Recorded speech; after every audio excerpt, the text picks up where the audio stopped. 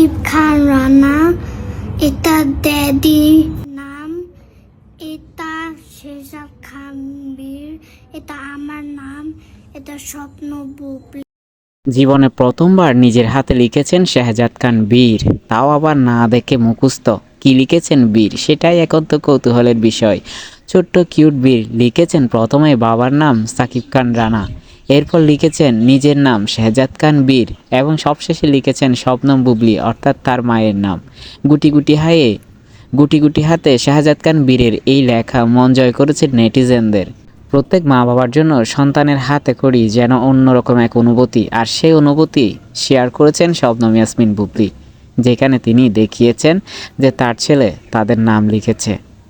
বীর মাশাআল্লাহ অসম্ভব ট্যালেন্টেড দেখাই যায় সবসময় তার কথাবার্তা এবং চলন ফেরনে।